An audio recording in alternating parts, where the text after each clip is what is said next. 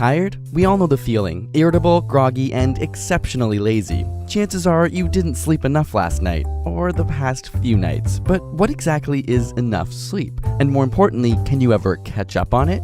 While the very function of sleep is still debated by scientists, we do know that it's necessary to function efficiently and productively. After all, we spend 24 years of our lifetime sleeping, it'd better be important. Researchers have tested how much is required each night by assigning groups of people to 4, 6, and 8 hours of sleep over extended periods of time. After 14 days, those with 8 hours of sleep exhibited few attention lapses or cognitive issues. However, those with 6 or 4 hours of sleep showed a steady decline. In fact, after only 2 weeks, the 6-hour group showed a similar reaction time to a person with a blood alcohol concentration of 0.1%, which is considered legally drunk. The 4-hour sleepers suffered even more, occasionally falling asleep during their cognitive tests. In both groups, brain function decreased day by day almost linearly with no sign of leveling off. Scientists have dubbed this cumulative effect as sleep debt.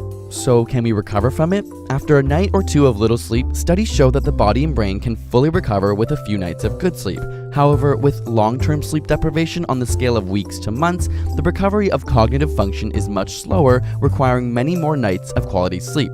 On the timescale of months to years, it's unknown whether brain function can be fully repaired or if it causes permanent damage. Paradoxically, with chronic sleep deprivation, your sleepiness or how tired you feel does eventually level off, meaning that you become less and less aware of your objective impairment over time. So how long should you sleep? Most studies tend to show that 7 to 8 hours of sleep is the average ideal for humans. Apart from the cognitive issues, individuals who consistently sleep less than 7 hours a night have an increased risk of heart disease, obesity, and diabetes, not to mention a 12% higher risk of death. On the flip side, studies have shown that while sleeping more than 8 hours does not impair brain function, it also carries an increased risk of heart disease, obesity, and diabetes, and a 30% increased risk of mortality. So too much sleep may also be a bad thing. But variation most certainly exists, and our genetics play a large role. In fact, individuals genuinely unaffected by only 6 hours of sleep were found to have a mutation of a specific gene. When scientists genetically engineered mice to express this gene,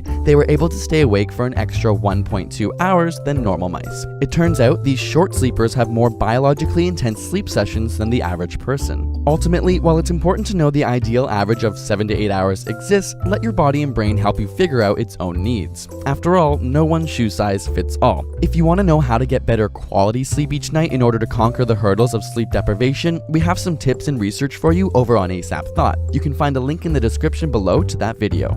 Thanks to Audible.com for giving you a free audiobook of your choice at audible.com/ASAP. Audible is the leading provider of audiobooks with over 150,000 downloadable titles across all types of literature. We recommend the A Song of Ice and Fire series, which the Game of Thrones TV show is based off of. It's kept us up through the nights and caused a lot of lost sleep. You can download this audiobook or another of your choice for free at audible.com/ASAP. And with a subscription, you get one free book a month so you can read the whole series. Special thanks to Audible for making these videos possible. And subscribe for more weekly science videos.